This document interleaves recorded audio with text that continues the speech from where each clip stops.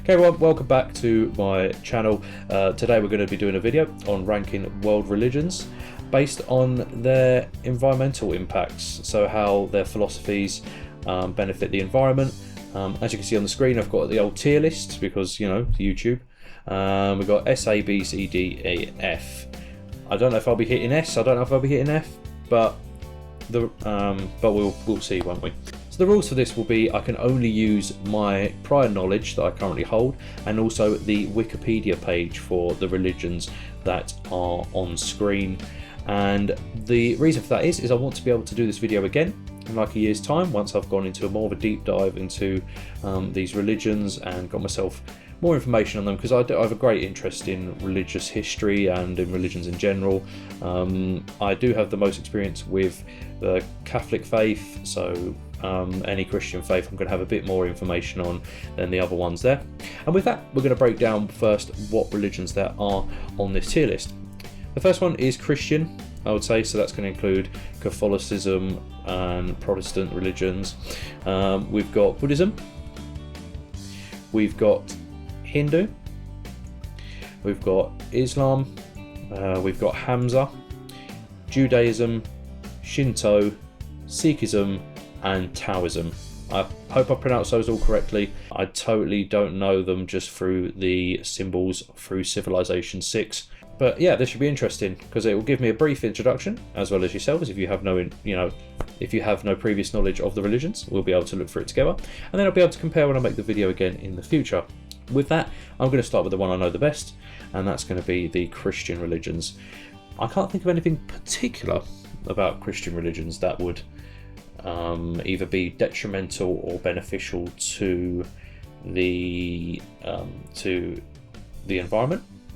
So we're going to have a look on the Wikipedia page and see if it gives me any indication at all to that. On the Wikipedia page for Christianity, so originally what I thought would affect the ranking would be how many followers a religion has, because obviously the more followers, the more impact the theology and that will be. But I'm basing this just purely on the theology and what the practices are for the religions and stuff there. So Christianity, you may benefit from that or you may be detrimental to that.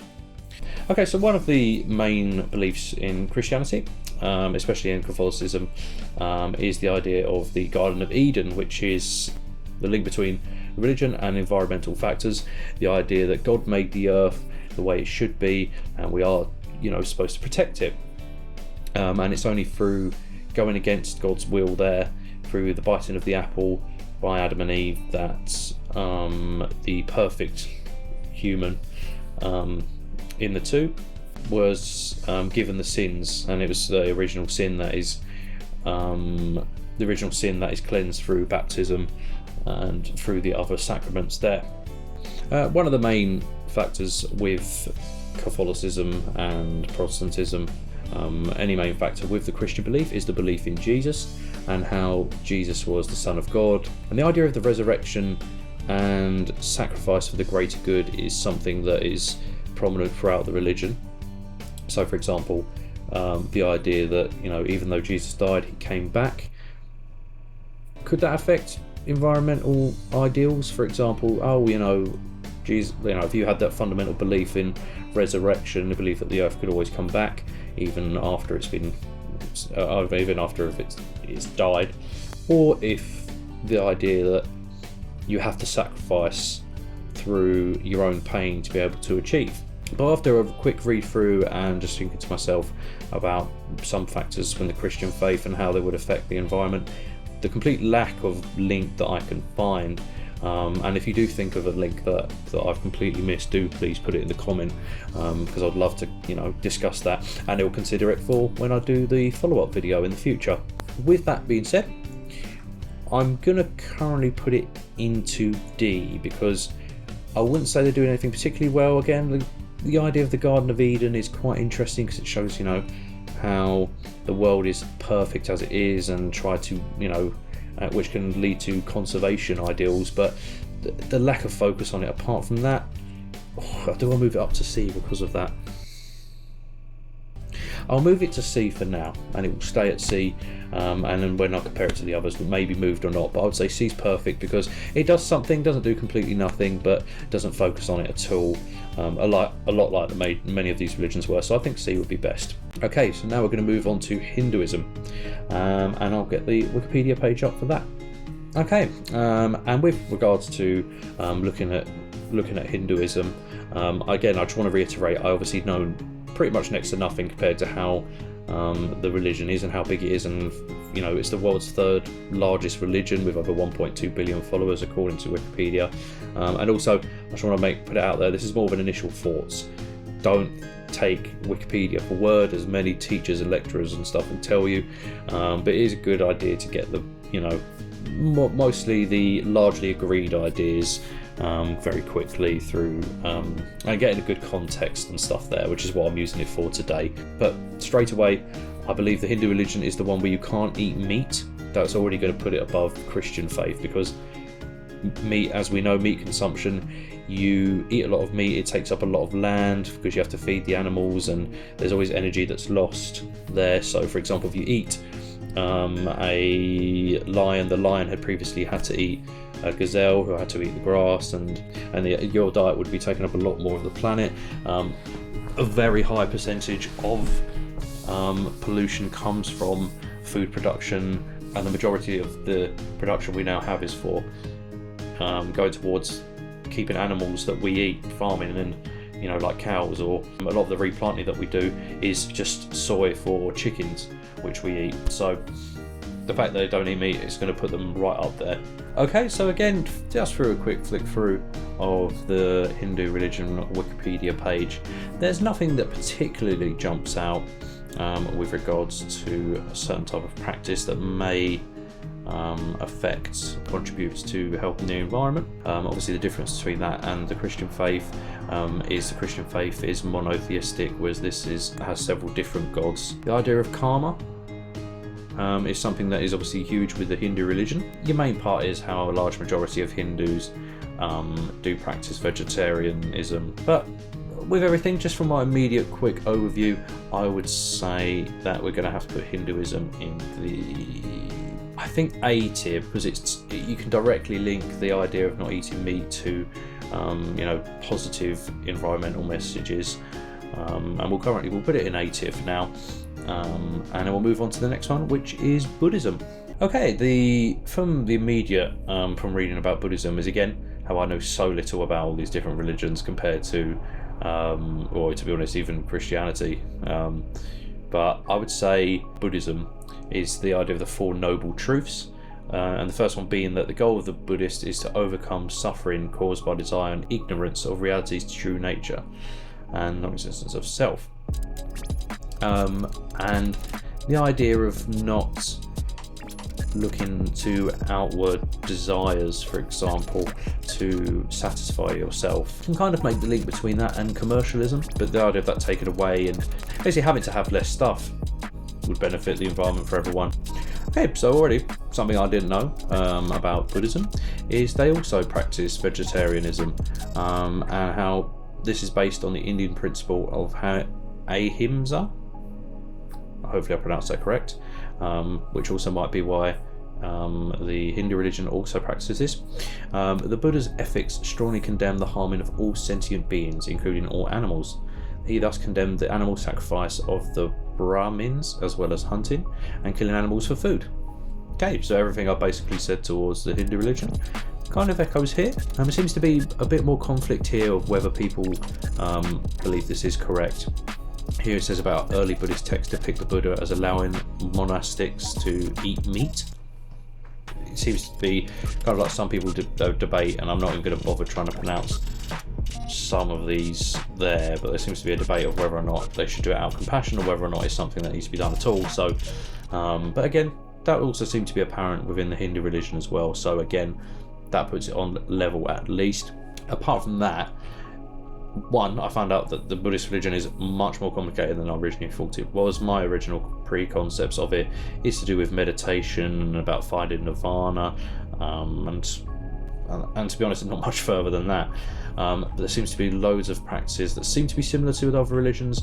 For example, the precepts, or the 5 precepts, which seems to be very similar to the Christian 10 commandments about you shouldn't kill, or fraud, cheat, forgery, basically along with that.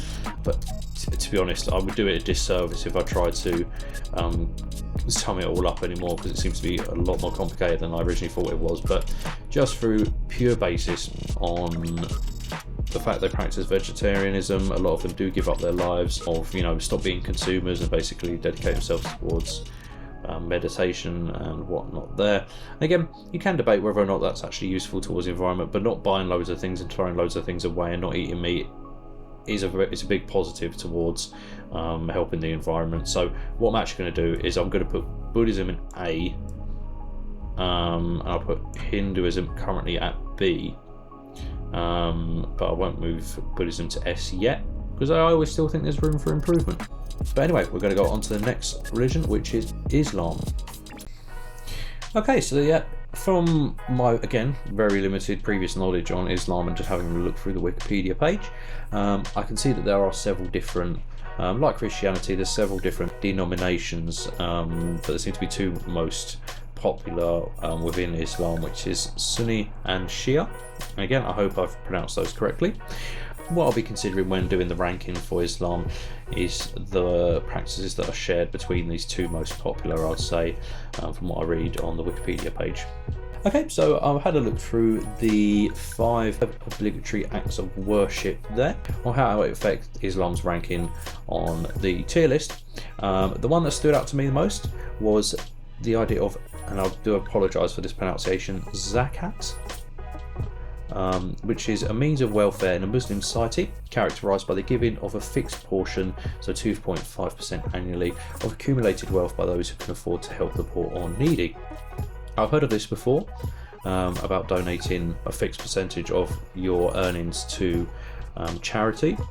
Again, it depends on what this charity goes to. If it's towards an environmental charity, that's perfect. There is obviously the idea that a majority of the environmental impact caused by humans is caused by like the top 10%.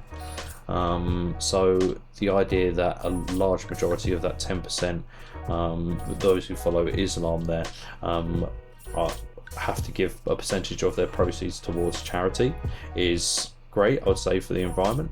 It brings in the ideology from a young age when you would have been practicing this religion to give to those lower, and therefore the idea of not being so self-centered essentially, and be able to give money to those who need it, or even to a cause that needs it. So I would say that pops it up a little bit on the tier list agenda. The idea of fasting during Ramadan, where I believe, I'm just going to quickly read through it here. I believe it, yes, exactly, it's performed from dawn to sunset, so you basically can't eat while the sun is up. It says here that the reason for the fast is to encourage the feeling of nearness to God by restraining oneself for God's sake from what is otherwise permissible, and to think of the needy. Again, it correlates quite well with the charity and the points that are made there. But apart from that, it doesn't mean you can't eat meat or anything along those lines, so it wouldn't get the points that Buddhism and Hinduism got there. Apart from that, again, a very complicated religion to do all with just one sitting.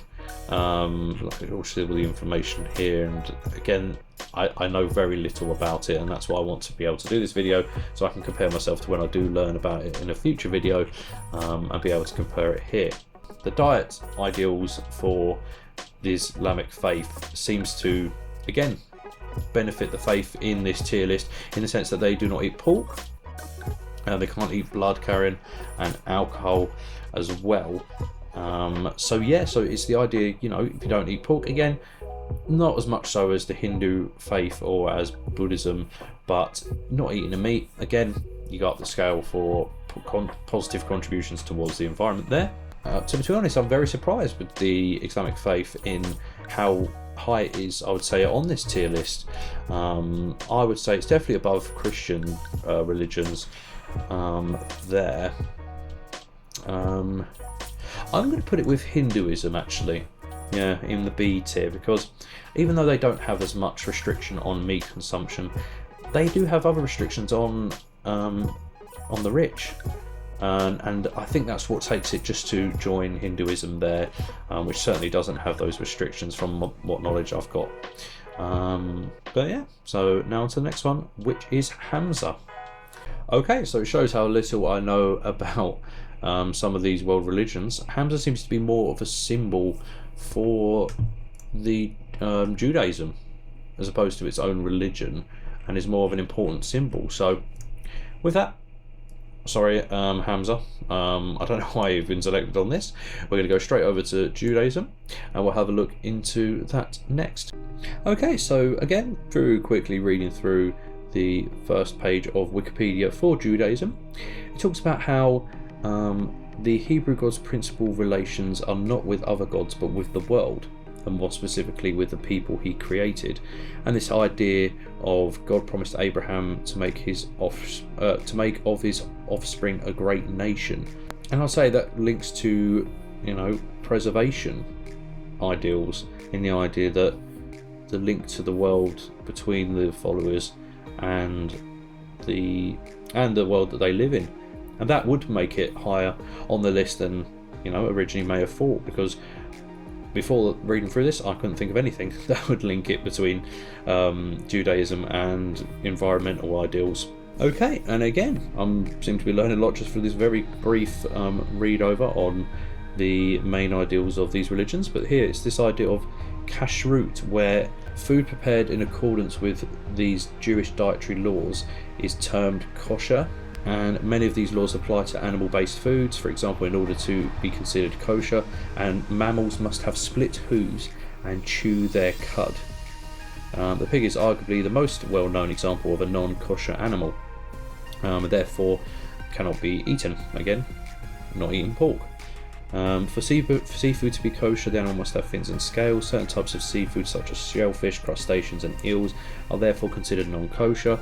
Concerning birds, a list of non-kosher species given in the Torah, blah blah blah blah blah blah.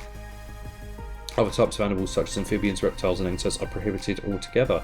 Again, the restriction of the diet that seems to be apparent with the Jewish faith, from what I can see just from reading this, seems to be that a lot of people do practice not eating several types of meat. There was another part of this as well, which again would bump Judaism up the list, and that is that the idea of halakha, which forbids the consumption of meat and dairy products together.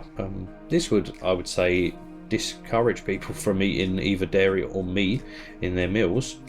Both of them are known for contributing towards pollution in their production, quite highly, especially meat.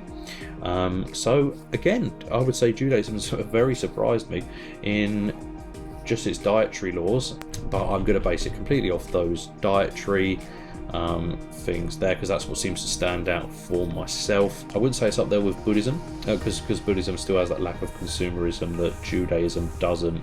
I'm going to put it on the level of Hinduism and Islam as well, purely for the dietary stuff, which seems to be what echoes on B there. Maybe even move Christianity down and put Judaism just in C on its own, but it does have more, I would say, with the idea of the dairy. No, yeah, with the whole idea of the dairy and the meat not being consumed together, I think it's correct to be where it is. And now we're going to move on to religion I couldn't even begin to describe to you, apart from the fact that I think it's mostly looked at in East Asian countries such as Japan, and that is Shinto. Okay, Shinto, I am very excited to learn more about this.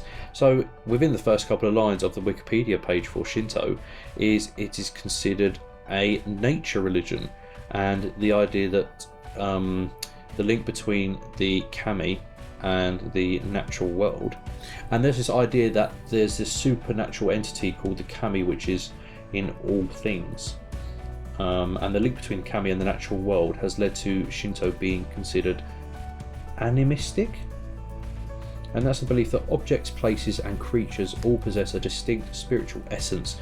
Potentially, animism perceives all things, animals, plants, rocks, rivers, weather systems, blah blah blah, as animated and alive. Just from reading that first bit already directly links to preservation of the natural world. going to rocket up the list already just based on that, and how it's practiced for that. And I think it's going to echo through some of the practices that we're going to see when I read through those parts. And okay, through reading through some of the practices of the religion very quickly, a lot of their shrines seem to be more natural as opposed to man-made. For example, it talks about a 3,000-year-old sacred tree called Shinte. Again, I hope that's pronounced correctly. Pumping up the list again, I would say. It's right up there with Buddhism, which apparently Buddhism seems to have very much affected the Shinto religion. But again, pumping up the list, there's not as much man-made based on having wealthy idols, but more putting a spiritual benevolence on the natural world, having the natural world as being almost treating the natural world like it's God, and being really focused on preservation ideals.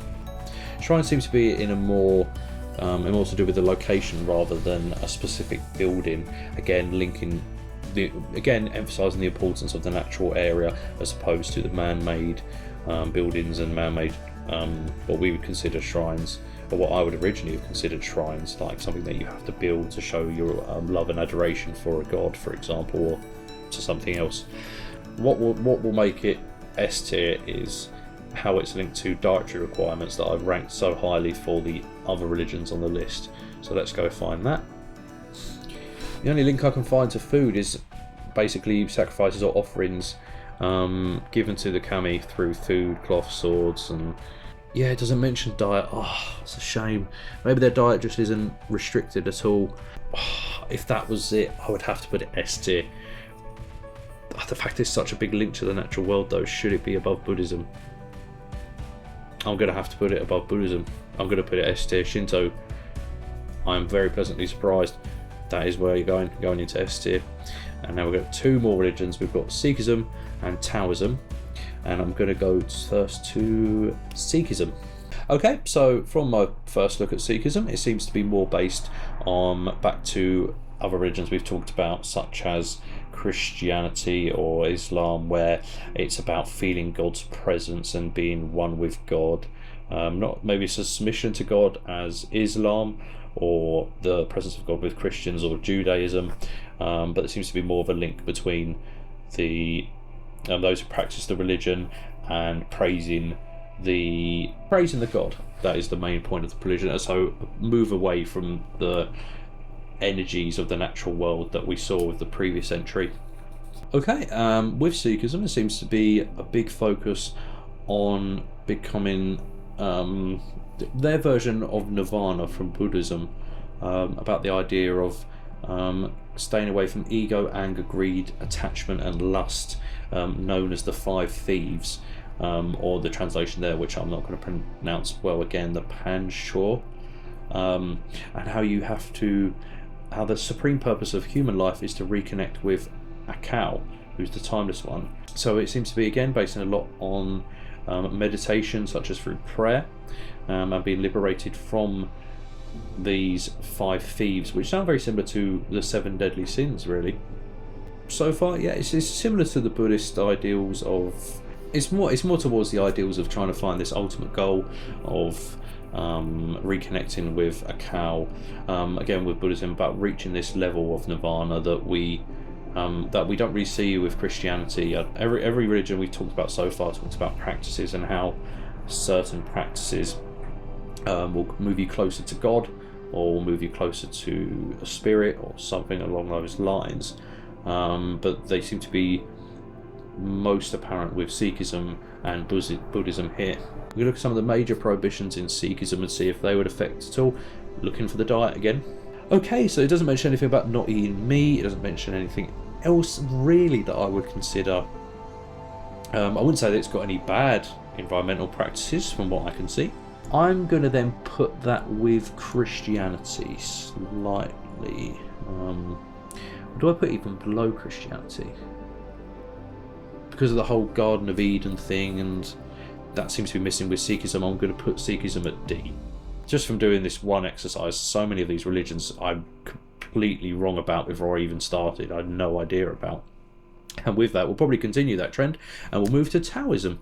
Okay, so again, my immediate thoughts of just reading through the Wikipedia page of Taoism is, well, my only personal experience of learning about it is to do with the yin and yang, the idea of being in balance as being a fundamental part of the most fundamental part of the religion, and that seems to be echoed here. It's this idea of living in harmony with the Tao, or the Tao, because it's called Taoism or Taoism. The Tao is a source, pattern and substance of everything that exists, similar to Shinto. And interestingly, it says Taoism teaches about various disciplines of achieving perfection by becoming one with the unplanned rhythms of the all. But yeah, this idea of being part of the way the world is, being part of the natural Tao that's part of the world of everything that exists that we live in, again similar to Shinto, seems to suggest more, again, preservation ideas. It echoes a lot through the religions we've looked at today.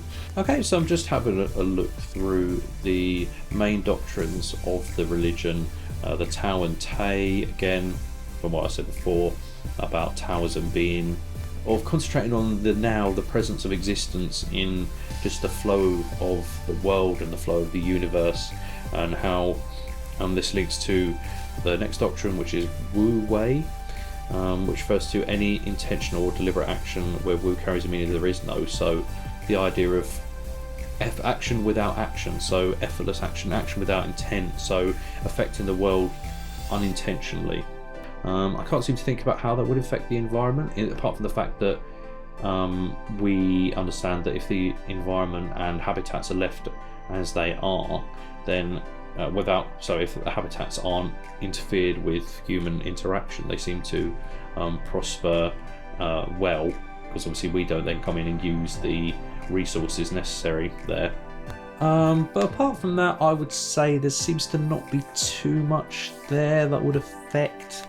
There's again nothing detrimental to the environment in the ideologies or the practices, but nothing that would benefit it either as well, just from my brief look at it there.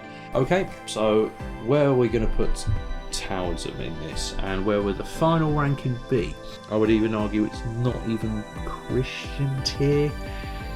We'll put it next to Sikhism there. I think it could be between I'll put it above Sikhism slightly, just because there is that idea of being one with the world and continuing, as opposed to don't affect anything too much. Have I talked myself into putting it with Christian? You know what? It's going with Christian. It's going above Christianity. Yeah. Okay, so that was my very brief and I would say quick, but I have been recording for nearly an hour and a half now, of how religions should be ranked based on their environmental impacts, be that positive or negative.